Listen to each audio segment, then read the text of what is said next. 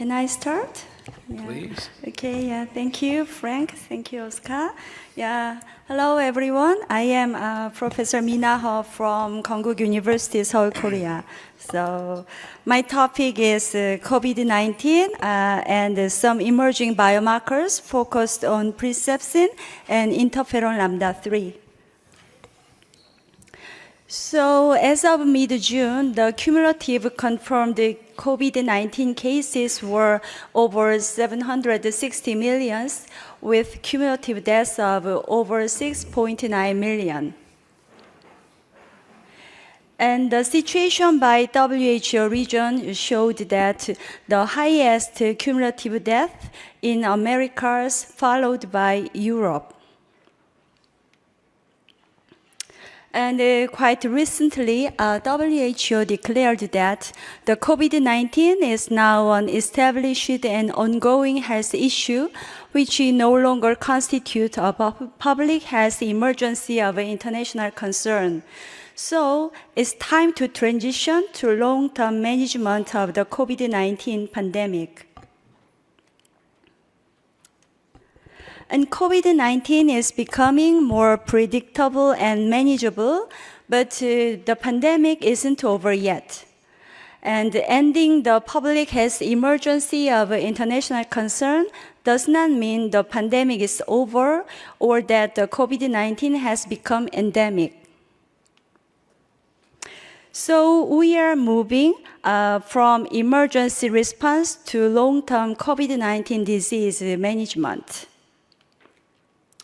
And preventing, diagnosing, and treating COVID-19 to reduce its mortality, morbidity, and long-term sequelae are important, with early diagnosis, treatment, and clinical care, especially at-risk populations. And then the SARS-CoV-2 shows a complicated relationship among virus antigenicity, transmission, and virulence, which has unpredictable implications for the future trajectory and disease burden of COVID-19. So we should continue to stay ahead of changes in this era of uncertainties with diagnostic and therapeutic tools. And quite recently, last week, one of the hot academic topics was the UK bat study that found coronaviruses with potential to develop into human pathogens. So we don't know which would come in the near future.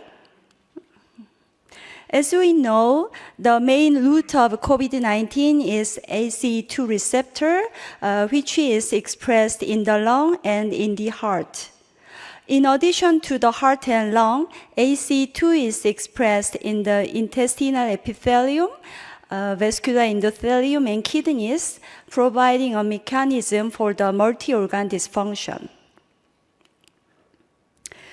And 1 year after SARS-CoV-2 infection, patients may have an array of increased cardiovascular risk, so-called the COVID heart. And one recent study showed that among hospitalized patients with COVID-19 and elevated cardiac troponin level, the presence of cardiac scar was independently associated with cardiovascular outcomes at 12 months. Another important study also showed that the risk and burdens of cardiovascular disease were evident even among those whose acute COVID-19 did not necessitate hospitalization.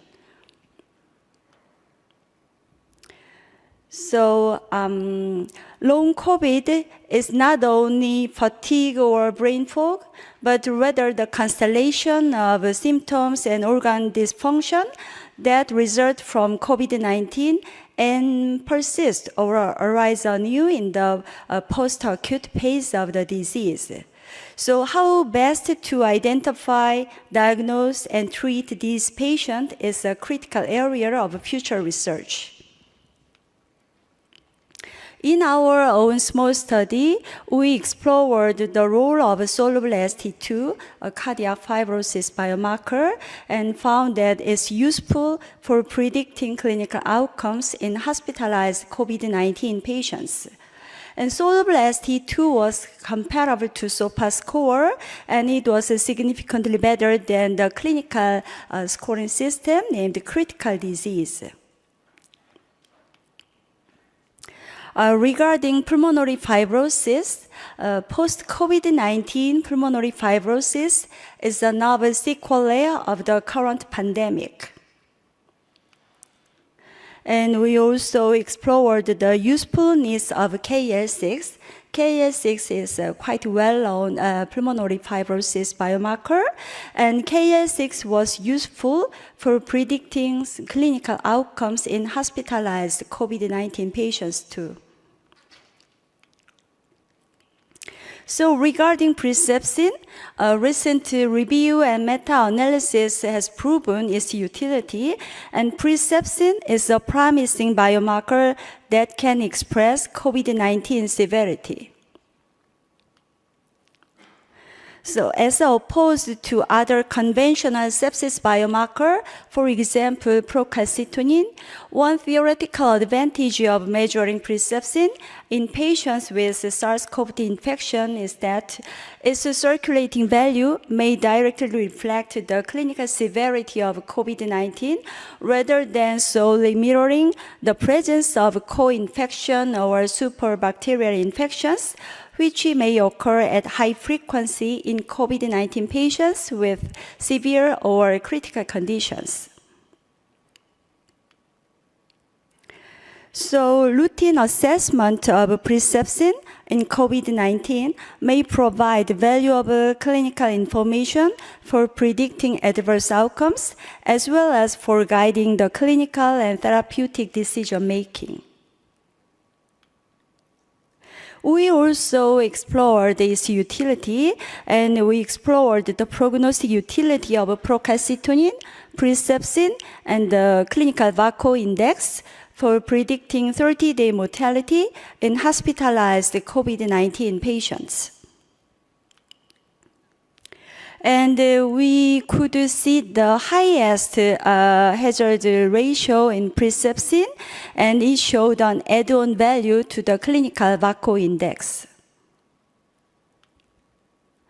And in our study, although most patients presented with sepsis or septic shock, the median procalcitonin levels in survivors and non-survivors were all below 0.5 nanogram per milliliter.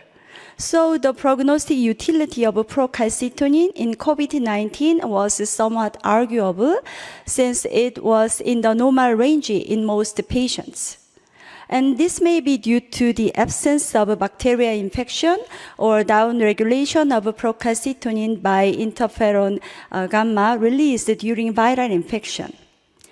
Unlike procalcitonin, the median level of presepsin in survivors was below the upper reference limit, whereas that in non-survivors was approximately 4 times higher the upper reference limit. So compared with procalcitonin, presepsin may show better clinical utility in terms of prognosis prediction in these critically ill patients. So let's talk about interferon. Interferon lambdas are critical for maintaining a balanced antiviral response in the respiratory tract. And interferon lambdas lack the strong pro-inflammatory effects of type 1 interferons and are rather tissue protective and anti-inflammatory. And recent studies showed that interferon lambda 3 could predict COVID-19 disease severity. So we explored the utility of presepsin and interferon lambda 3 for predicting disease severity and clinical outcomes in COVID-19 patients. So our study population showed 67% of elderly patients, and the in-hospital mortality was 24% in the total patients. And sepsis or septic shock was diagnosed in 62% of the total population. In our data, both presepsin and interferon lambda-3 levels differed significantly between the two groups of non-critical disease and critical disease. And in the ROC curve analysis, SOFA score, presepsin, interferon lambda-3, and AG showed comparable performances for predicting disease severity.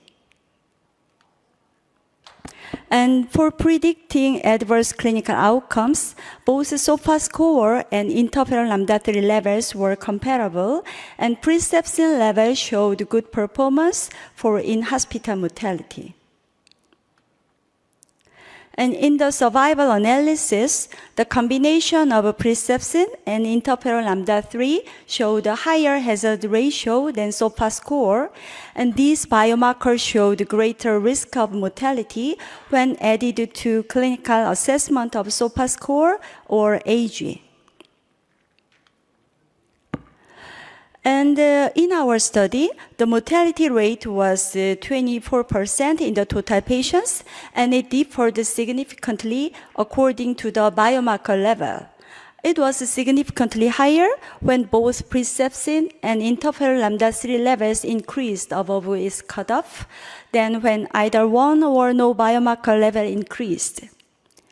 The elderly patients accounted for 67% of the total patients and 92% of overall deaths.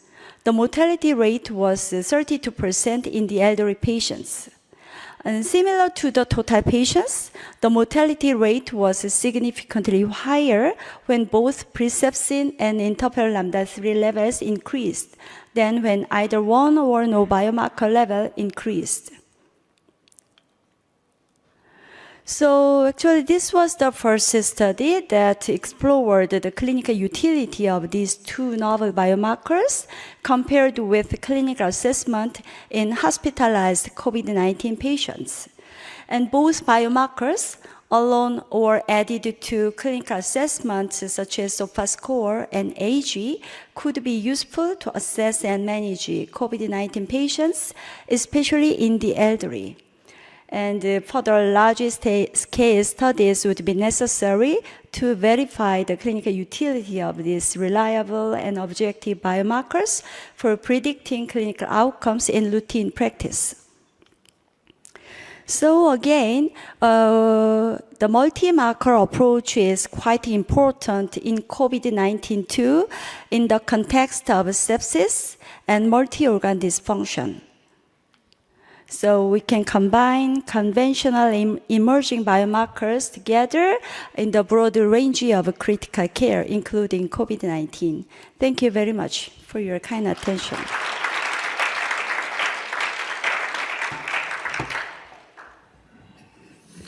Thank you for this interesting talk. Any comment from the audience? Any insight? I have to ask, most of these studies has been performed during the first or second waves with the more aggressive strains of COVID, and if this is the case, how it translates into the current COVID we are seeing in the emergency departments and in hospitals, because it seems that the severity have clearly going down after the first waves. So, and most of the data we have in the literature come from the first waves. My question is, does that data come from the first strains of the COVID? And if this is the case, how it could translate into the current strains? Yeah, this data was obtained at the largest surge of COVID-19, actually. So it's not the recent data, but the main thing is that COVID-19 is not just a viral infection, and the severe cases are sepsis cases. So we could see that nearly 2/3 of the hospitalized patients had sepsis or septic shock. So we can get some kind of lessons from these patients that we can understand the COVID-19 severe cases. Still, we have COVID-19 severe cases, so we can learn some lessons of using biomarkers. When we think about the risk of COVID-19, age is very important clinical factor, so we could understand that they have a very high risk. And then using this biomarker, we could see that if the both biomarkers increased in the elderly patients, most of them died. But if the biomarker levels was not that high, even though they are elderly patients, they survived. So we can also apply those things to other septic patients. And then, yeah. David? So is this specific for COVID-19, or if you looked at influenza patients similarly sick in the ICU, would the biomarkers be relevant? Yeah, so I think so. So currently we are measuring these biomarkers again in our sepsis patients, including more than 300 patients or so. So I would like to stratify the patients according to the age and the biomarker utility. I think I can find the utility of biomarkers in the aged people, even though they are at risk population. Excellent. Thank you. Thank you.